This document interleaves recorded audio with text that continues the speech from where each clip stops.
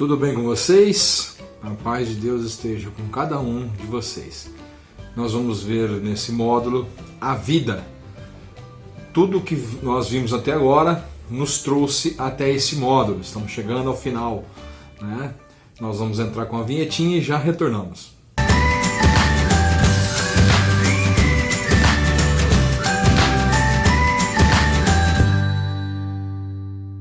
Olá a todos vocês, estamos de volta, né? Vamos começar aqui o nosso módulo, já estamos chegando no final.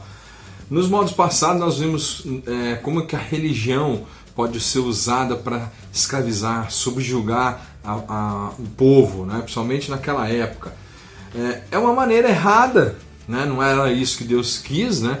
E Jesus vem nesse momento de angústia, nesse momento de sofrimento do seu povo, nos mostrar qual que era a verdadeira religião, como é que deveria ser, né? Jesus ele começa a nos deixar pistas, sinais do reino de Deus no nosso meio, né? Como é que era o comportamento de um bom cristão naquela época, como é que funcionava para ser um bom judeu que estivesse realmente mais próximo de Deus.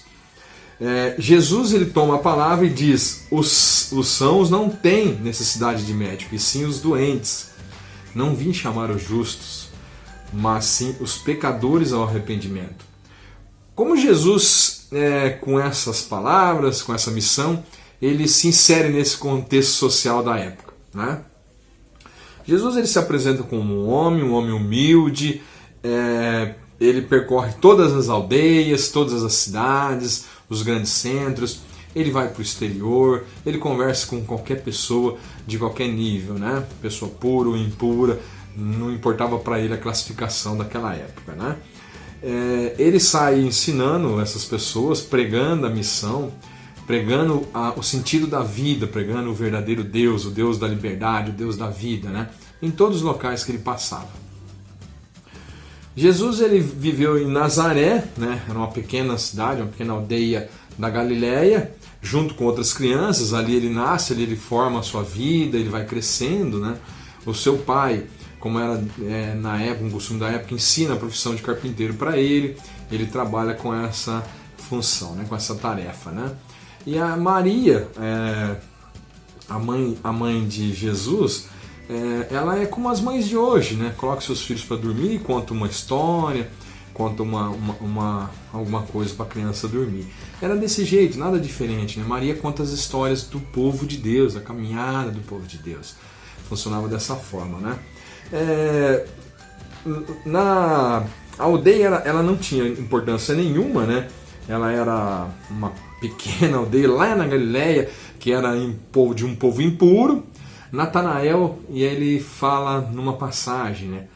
E deve vir coisa boa de Nazaré, né? Nós temos a passagem aqui, né? De lá não poderia vir nada bom. Era essa a visão deles, porque era uma região muito distante do templo, uma região excluída, né? Jesus, quando ele chega aos seus 30 anos, ele começa a sua vida pública, a sua pregação, deixar os sinais do reino de Deus no nosso meio. Isso causa muito furor, escândalo, né, entre os poderosos, né, mas também causa muita admiração. A gente começa a perceber isso, né, ver isso nas escrituras, né? Marcos fala um pouco sobre isso. Eu aconselho que vocês leiam essas passagens. É muito importante a leitura dessas passagens, né? O povo acreditava que só os doutores da lei poderiam passar os ensinamentos, poderiam falar sobre as mensagens de Deus. E aí um homem carpinteiro lá de Nazaré, um galileu, começa a fazer isso sem ter passado em nenhuma escola, sem ter conhecimento algum, né? Então ele começa a pregar e falar, né? Mas como é que ele sabia tanto? Isso escandaliza as autoridades, os doutores da lei, os poderosos da época, né? Ninguém acreditava que uma pessoa simples dessa forma poderia saber tanto, ter tanta sabedoria, ter tanto conhecimento, ter tanto amor. Eles perguntam: de onde vem tudo isso, né? Jesus, ele carpinteiro, filho de Maria, tem os seus irmãos, né? Suas irmãs, que está entre o nosso meio, se questionam isso, né? Tem a passagem também que fala sobre isso, né? Eles começam a se questionar: mas como assim? De onde vem tanta sabedoria, né? Ele é do nosso meio, nasceu com nós, brincava com a gente aqui, né? Como é que ele ficou sabendo de tanta coisa assim, né? Ele ensina a lei, né, para as pessoas, ele começa a praticar realmente o verdadeiro sentido da lei. E isso alerta as autoridades, principalmente do templo, das sinagogas, né? Começa a colocar em risco esse poder, né? Porque ele começa a falar da vida simples, da vida do dia a dia, né? O poder, a luxúria, né? Os vícios do poder dessa época, do templo, começa a ficar preocupado, porque vem um homem simples, humilde, né? E falando de uma coisa diferente do que eles pregavam, né? Totalmente diferente, né? Ele fala daquele Deus que estava no meio deles, lá no Egito, que os ajuda a atravessar o mar, caminha com eles no deserto, deixa as leis para que proteja a vida. Ele vem falar disso, vem falar de amor e de misericórdia, que é o Deus verdadeiro, né? Só que o poder de Roma, aliás, o poder do templo, o poder social da época, não aceita isso, né? Queriam que as leis continuassem existindo e sendo firmes, né? Mas Jesus, ele vem praticar outra coisa, né? Ele se apresenta de uma forma humilde. Rei era Deus, né? Ele era um rei na terra, mas um rei que vem mostrar qual que era a verdadeira função do rei, que era de servir, né? Então a gente tem mais algumas passagens, né? As multidões, elas ficavam extasiadas com tanta sabedoria, com tanto amor, né? O Jesus, ele começa a ameaçar os representantes do templo, e isso vai causando bastante dificuldade na sua missão, né? Eles começam a atacar Jesus, né? Assustar eles, né? Que eles não acreditam. Como é que pode surgir isso no meio deles, né? Sem ter ensinamento nenhum, né?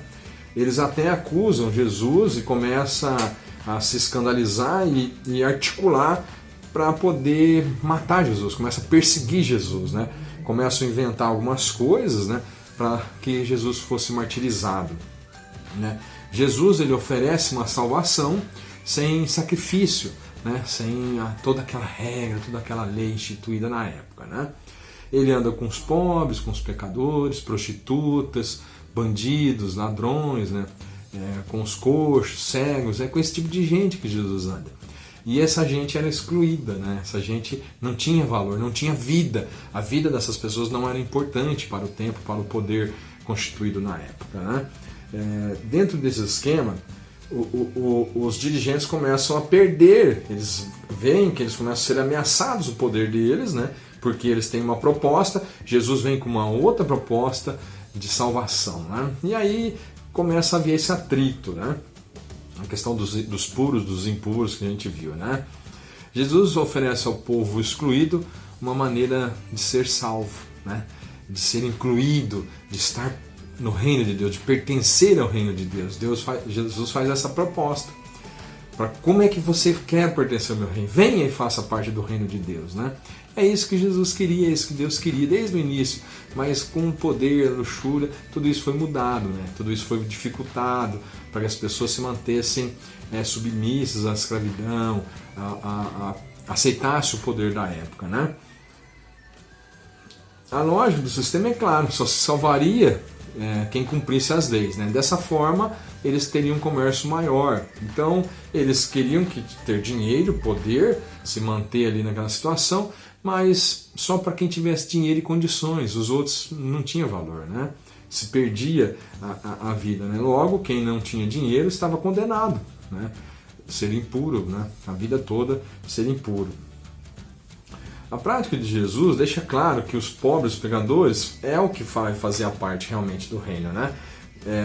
Em Lucas 6, em verdade vos digo que os publicanos e as prostitutas estão precedendo vocês, os doutores da lei, no reino de Deus. Ele fala isso, exatamente isso, né? Ele deixa essa mensagem forte, ela é muito forte para quem estava no poder, para quem estava ali com essa situação, satisfeito com essa situação, né?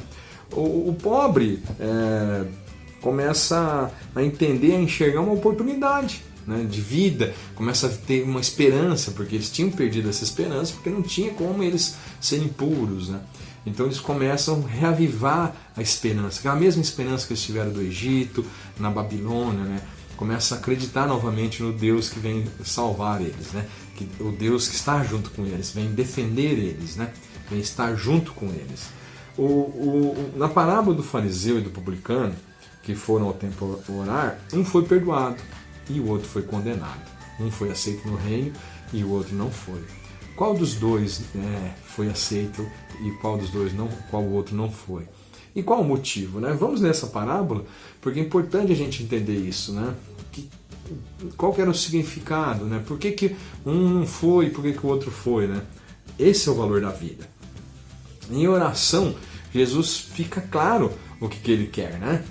Eu te louvo, ó Pai, Senhor do céu e da terra, porque ocultastes essas coisas aos sábios e doutores, as revelastes aos pequeninos. Sim, Pai, porque assim foi do teu agrado. Esta é uma das 10 chaves de toda a Sagrada Escritura, né? Todo o que se exalta será humilhado, e quem se humilha será exaltado. Essa é o centro da vida, é o centro da Sagrada Escritura, né? Por isso que é gostoso a gente estudar, a gente ler a Sagrada Escritura com essa visão, com essas chaves de leitura. Nós começamos a perceber um Deus amoroso, um Deus bondoso, o Deus que está junto com a gente, né? Maria também reza quando ela encontra a sua prima. A oração é assim: dispersou os homens do coração orgulhoso, depôs os poderosos de seus tronos e exaltou os humildes, cumulou de bens os famintos e despediu os ricos sem nada. Está em Lucas. Mais uma passagem falando do projeto de vida, do projeto que defende a vida, né? Que não interessa nada, nenhuma lei pode ser acima da vida. A lei é para defender a vida. Quando ela se torna mais importante que a vida, infelizmente essa lei escraviza, ela mata, ela deixa famintos, né? Jesus dá lugar aos excluídos. Os cegos veem, os coxos andam, os leprosos são purificados, os mudos falam, os mortos são ressuscitados. E aí Jesus começa a dar vida, começa a ser seguido, né? Este lugar no reino de Deus, enquanto o sistema os exclui, né? O sistema exclui essas pessoas, mas o reino de Deus não. O reino de Deus inclui essas pessoas, o reino de Deus quer essas pessoas. Jesus, né, o reino de Deus, vem mudar toda essa situação enfrentada pelos pobres, né? Os impuros e pecadores. Todo o tempo, toda a organização social da época, ela quer que se mantenha dessa forma, porque para eles era cômodo e confortável. Vida boa, regada de muito dinheiro, de muita corrupção. E aí o povo, continuando daquela forma, para eles era bom. E Jesus vem enfrentar esse sistema. Jesus vem, está errado, a vida é assim, quem é mais importante é a vida. Quem é mais importante são as pessoas, não as leis que vocês pregam. Não. Esse é o reino de Deus. Mas o sistema não aceitou muito bem essa proposta, não. Não quis dar respostas. O poder da época, ele não quis dar resposta ao povo, viu que o povo estava sofrendo, sabia que o povo era pobre, sabia que tudo isso doía muito, mas eles não se importavam muito, se tornaram cegos perante tudo isso, né? As luxúrias, os vícios, deixaram eles cegos. E aí se afasta do povo, né? Os valores que Jesus vem pregar é diferente dos valores deles, né? O poder não poderia aceitar a fé de Jesus, né? Nem dos apóstolos, nem dos seus seguidores.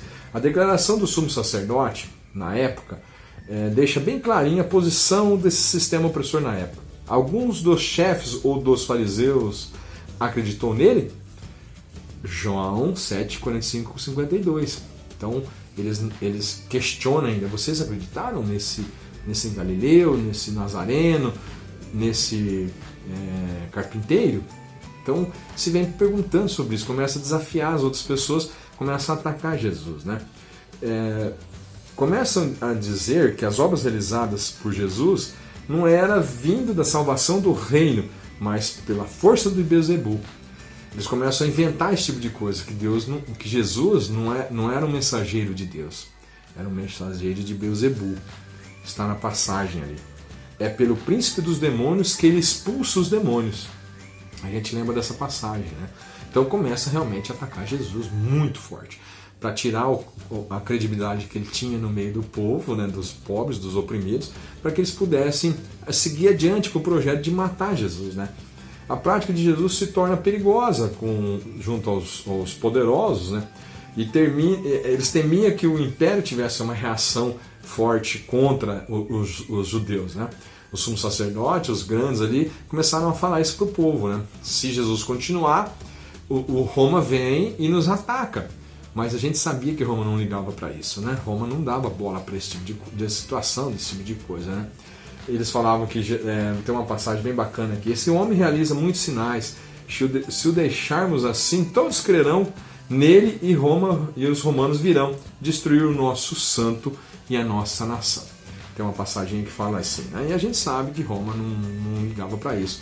Mas os poderosos, os sumos sacerdotes, falando, o povo poderia acreditar nisso, né? E aí tornava a pessoa de Jesus uma pessoa insignificante, uma pessoa falsa, uma pessoa impura. Além de tudo isso, Jesus é acusado de subversão diante de Pilatos. Eles disseram: encontramos esse homem a subverter nossa nação, impedindo que paguem os impostos a César e pretendendo ser Cristo Rei. Olha as calúnias que eles usam contra Cristo, né? Eles estavam tão preocupados, tão medrosos de perder tudo aquilo que eles tinham, né? E eles começam a inventar toda essa conversa, né? Diante de Pilatos, eles acusam Jesus muito gravemente de proibir o povo de pagar os impostos. Eu espero que vocês tenham gostado, entendido um pouco os sinais, né? Tem que se aprofundar na leitura, nas passagens que eu deixei aqui. O sentido da vida, o sentido de que o reino de Deus ele é mais importante, né? Ele vem defender a vida. Então, toda lei que for maior que a vida, essa lei escraviza, né? A gente entender assim que nada disso é mal ou ruim, né? Mas a gente tem que entender que o ser rico, ou ter posses, ou ter terras, não é ruim. Não é essa a proposta do reino, não é excluir essas pessoas, porque a proposta do reino de Deus não exclui ninguém, né? A gente tem que ficar atento a isso, tomar cuidado com essas posições, né? Não é essa a proposta de Deus, tá bom? No próximo encontro, a testemunha fiel, defender a vida até a morte. Nós estamos chegando ao final, tá bom? Deus abençoe, espero que vocês tenham gostado desse encontro. Ele foi um pouquinho mais curto, mas é muito mais gostoso entender o projeto, a vida, né? Mais uma vez, Deus abençoe, Deus esteja com vocês, muito obrigado.